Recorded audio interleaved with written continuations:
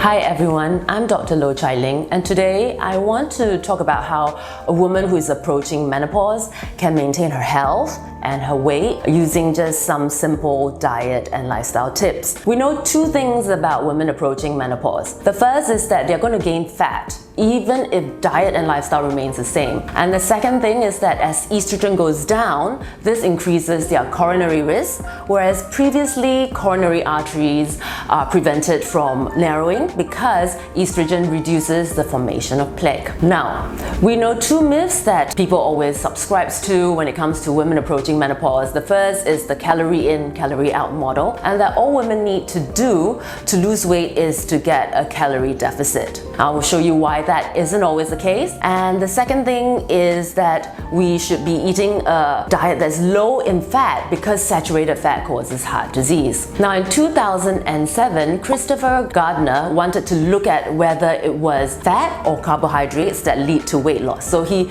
created a study that involved 4 popular diets at that time, and he looked at 320 premenopausal women.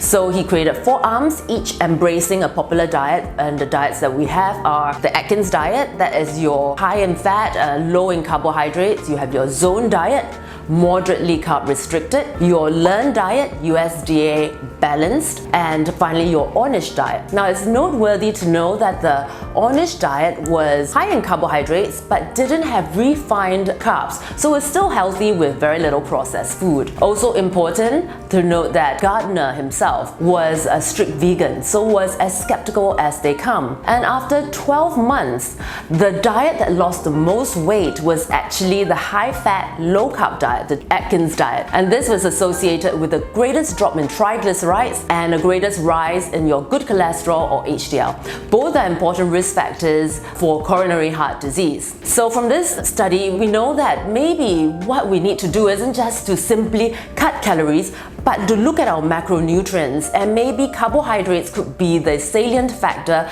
that makes us gain a lot of weight and encourages us to overeat. Now, the second point about saturated fat causing heart disease is that there are many studies that have shown that saturated fat may not be the culprit to cause heart disease. For example, in Women's Health Initiative, 48,000 women were studied for 4.5 years, and they put these women into a low-fat diet group that was quite low in fat, higher in carbs, and one group that was a control group. So after a year or so, they looked at these women again, and they found that the low-fat diet did not improve the coronary heart disease, it did not improve rates of colorectal cancer, it did not improve invasive breast cancer, stroke, or diabetes for that matter. So now that we have actually discussed these two myths, we think that perhaps the best diet for women is one that has, moderate calories but low in carbohydrates, because by doing so we can actually reduce the production of insulin, and this can shift women more towards a fat burning mode, because we know insulin is a lipogenic hormone. Insulin is going to cause all your fat cells to store up fat. If we can reduce insulin production and move your graph towards the left, which is where your insulin is low, then fatty acids is going to be released from your fat cells, and that is when we are in fat breakdown. Thank you for watching. That's all for today. Please click like and subscribe to follow me for more health-related issues, particularly relating to women.